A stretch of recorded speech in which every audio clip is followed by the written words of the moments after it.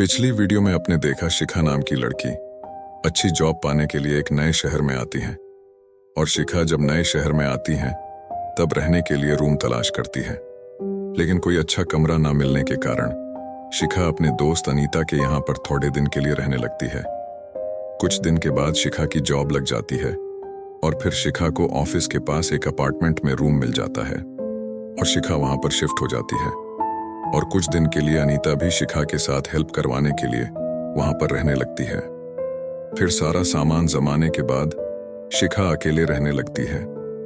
फिर एक रात को शिखा के साथ अजीब सी भूतियां घटना होती हैं। शिखा को ऐसा लगा कि कोई उसका गला दबा रहा है।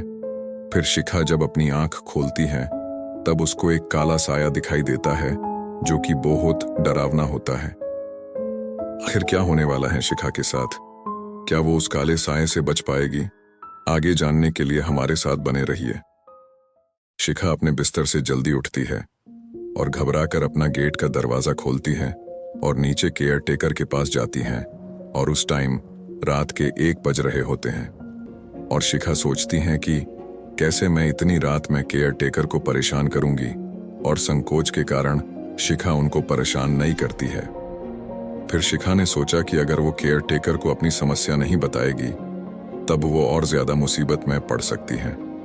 इसलिए शिखा हिम्मत करके केयर टेकर के घर का डोरबेल बजाती है। फिर शिखा वेट करती है कि केयर टेकर अपना दरवाजा खोले, लेकिन दरवाजा नहीं खुलता है और शिखा 2 से 3 बार डोरबेल बजाती है। और फिर जब केयर टेकर दरवाजा खोलती हैं तब केयर टेकर बोलती हैं, क्या हुआ शिखा?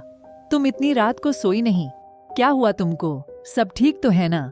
आंटी जी, सबसे पहले मैं आपसे माफी मांगना चाहूंगी कि मैंने आपको रात में परेशान किया। मैं अकेली हूँ और मुझे एक भूत का शैडो दिखाई दिया और वो मेरे एकदम सामने आकर खड़ा हो गया और मेरा गला दबा रहा है। प्लीज आपसे रिक्वेस्ट है कि आज के लिए मेरे रूम में आकर सो जाइए। लेकिन तुमको कोई वहम हुआ होगा। कभी कभी रात को बुरे सपने आते हैं शिखा, तुम परेशान मत हो।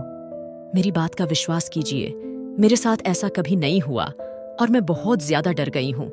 आपसे रिक्वेस्ट है, प्लीज आप आज रात को मेरे साथ रूम शेयर कर लीजिए।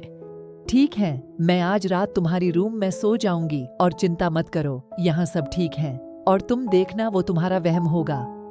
Thank you so much aunty जी।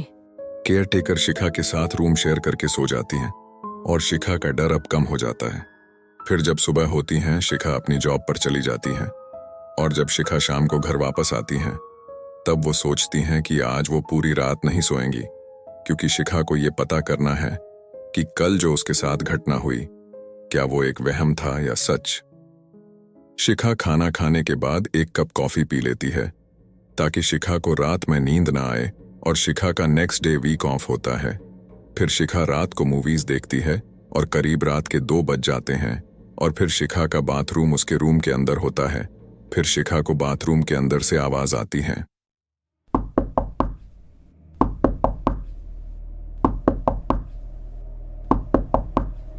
जैसे कि कोई बाथरूम के अंदर से दरवाजे को खटखटा रहा हो। शिखा बहुत डर जाती है और वो सोचती हैं कि मैं अब नहीं देखने वाली कि बाथरूम के अंदर कौन है।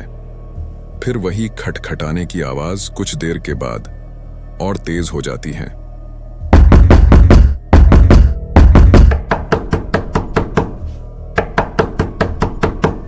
और दरवाजे खटखटाने की आवाज इतनी तेज होती है जैसे कि कोई बाथरूम के अंदर बंद हो और वो बाहर आना चाहता हो। शिखा जैसे तैसे करके हिम्मत करती है और बाथरूम के पास जाती है, और जब शिखा बाथरूम का दरवाजा खोलती है तब वह पर कोई नहीं होता है और शिखा वापस अपने बेड पर आकर बैठ जाती है। कुछ देर बाद फिर से दरवाजे की खटखटाने की आवाज आने लगी है। इस बार शिखा ने सोचा कि वो अब दोबारा बाथरूम का दरवाजा नहीं खोलेंगी। करीब 4 मिनट बाद दरवाजे की आवाज आना बंद हो जाती है। फिर करीब 30 मिनट्स के बाद बाथरूम के अंदर से कांच के टूटने की आवाज आती है। फिर शिखा ने तुरंत बाथरूम में जाकर देखती है, तब वहां पर वेंटिलेशन की विंडो का कांच टूटा हुआ नीचे गिरा हुआ होता है। शिखा जैसे ही अपने बाथरूम का दरवाजा बंद करती है फिर से दरवाजे की खटखटाने की आवाज आने लगती है। शिखा फिर से डर जाती है और वो अपने बेड पर सोने के लिए जैसे ही पीछे जाती है तब शिखा के बेड पर एक डरावनी शक्ल की एक लड़की शिखा के बेड पर बैठी होती है।